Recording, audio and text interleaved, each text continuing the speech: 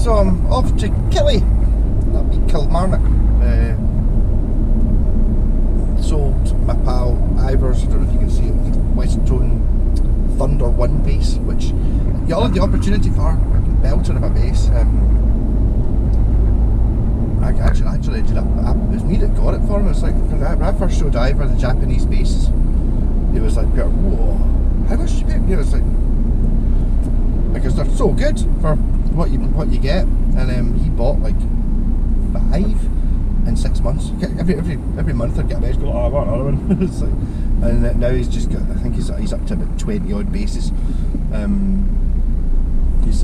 Ivor plays in the Led Zeppelin Resurrection band, so really you want to be using a P bass or a jazz bass, don't you? Rather than a Japanese one. Even though technically I should be using a P bass in Black Sabbath, but I don't really care. I'm thinking of using, the next time I go in, basically I'm cycling through. We don't have any gigs yet booked for the Sabbath band, but I'm thinking of I'm rotating my basses. Because actually tuning them down to C sharp's not really that much of an issue. But I think what I need to do is try and work out, I need to get a lower output bass, or maybe just lower the pickups on the down-tuned one, because whatever I do, the down-tuned one's always much more bassier and stuff. It goes lower. But I'm thinking of using the Washburn Force series. I've got my Force 8, which, because it's blue and it's got binding on it, kind of looks sort of Rickenbackery, and there's that Sabbath film with the 78 tour, Never Say Die tour, where Geezer Butler apparently used a Rickenbacker bass for 1 gig and hated it, but that's the one that you see the video of, so get away with using a Rickenbacker bass. Also he used an awful lot of strange shaped ones, and no, I've not found a PC Rich Eagle yet. But, yeah, these things are, I'm not looking for any, I don't need any more guitars. No, I've got plenty, but there's some on a sort of back burner just sitting there. Maybe if I see one of them.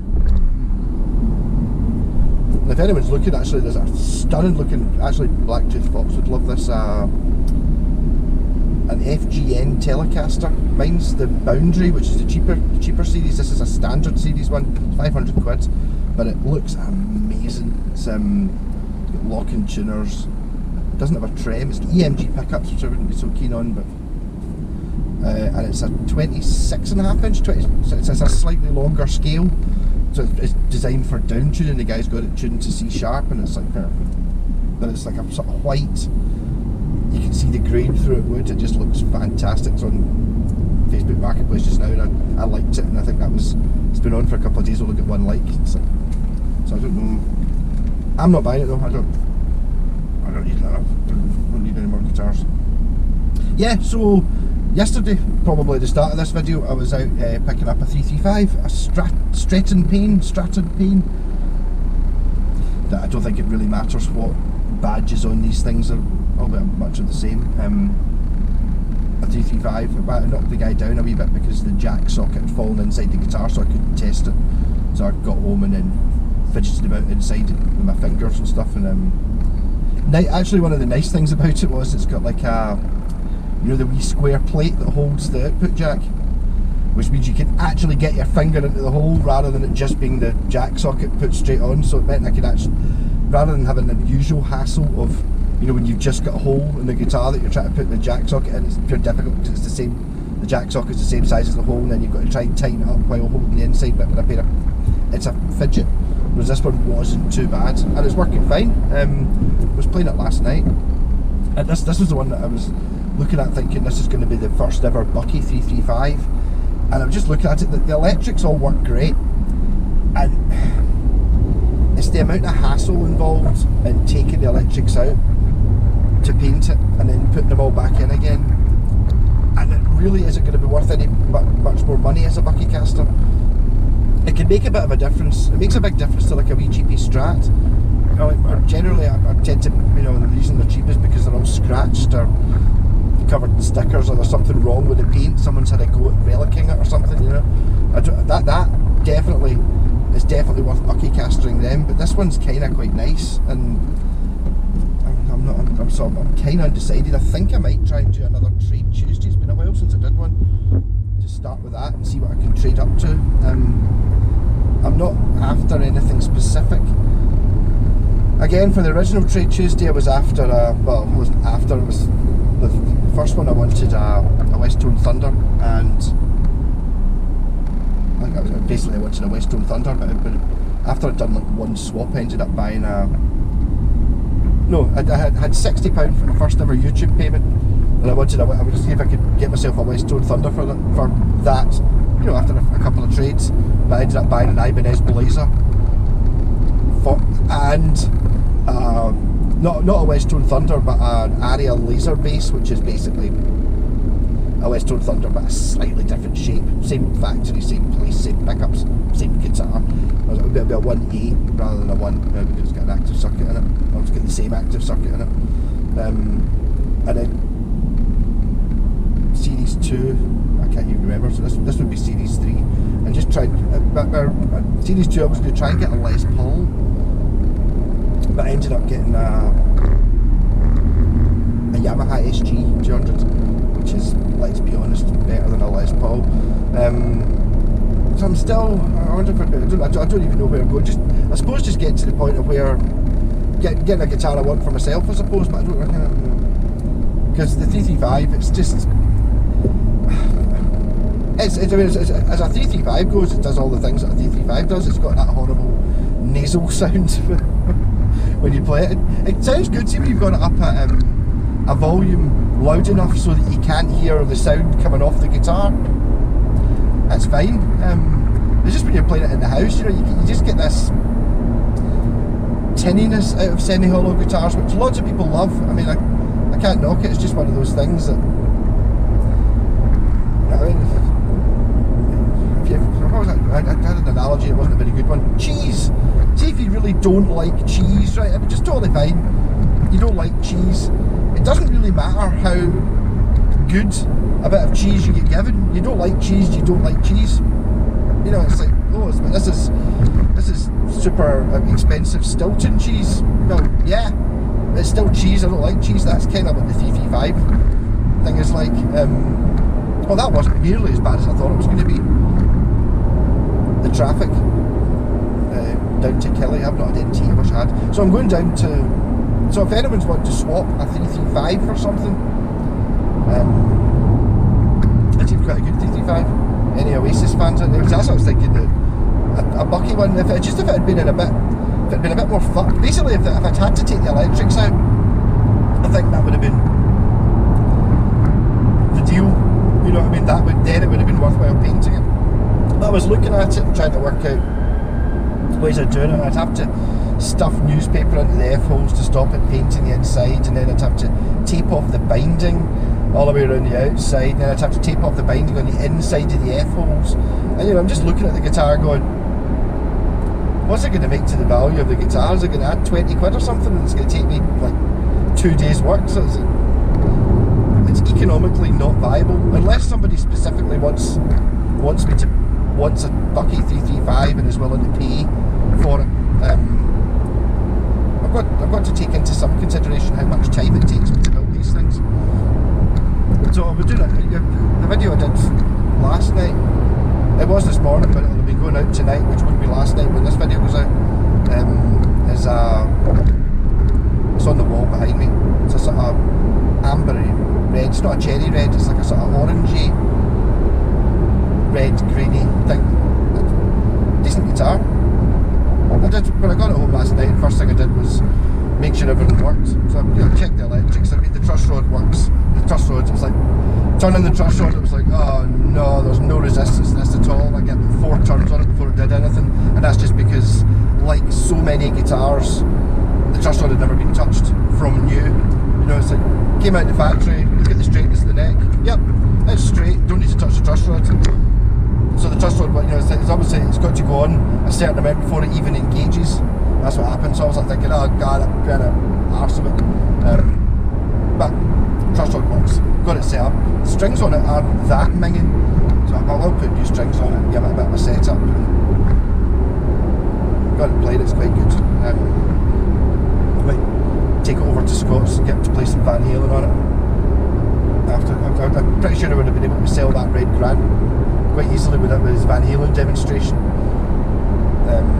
But when I went round to, I was fitting a carpet with him yesterday, day before, yesterday. And I was like, yeah, the red Grant. He's like, I'll go get it. He'd polished it and he's like, playing it's great. And I was like, right, okay, so you are having it. I didn't want to force it on him. I didn't want to make it think that I had to, so I did want him to have it. So he can be part of the Grant Club. They are quite exclusive, those guitars. If anyone's got one of them, I don't know. I don't really need another one. If anyone's got a blue one, I'd like to just see it. I don't want it.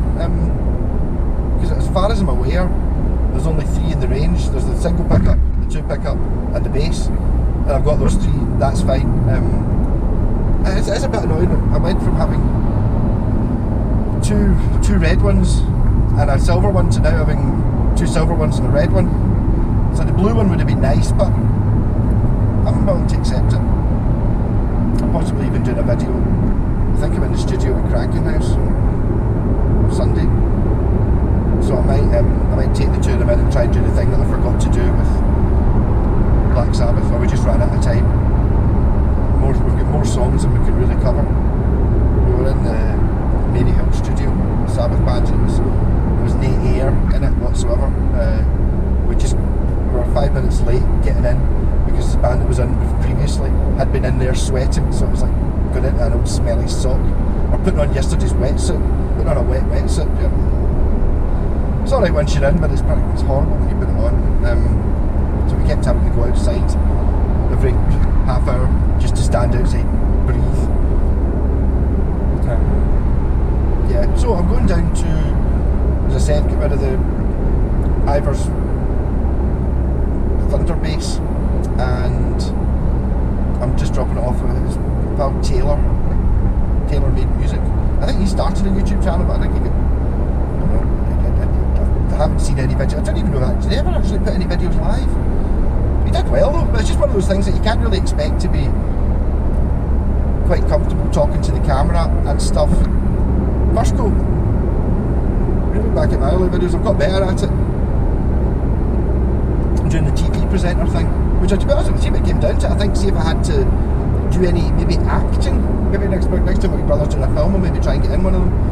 Or if I had to interview somebody like a TV show or something, I reckon I could probably do it, because I would just go into the mode I'm in just now, where it's like, yeah, where I'm over pronouncing all the words to try and make them sound relatively coherent, and I'm not spending that much time going which is, my earlier videos are all full of that. I generally don't. I haven't noticed myself umming and ahhing very much, apart from when I'm trying to think of what it is I'm going to say. So I'm going down to the Yamaha Music School, which is where Taylor works. He's an awful good guitarist. He plays in wedding bands and stuff like that. He's like a proper pro musician.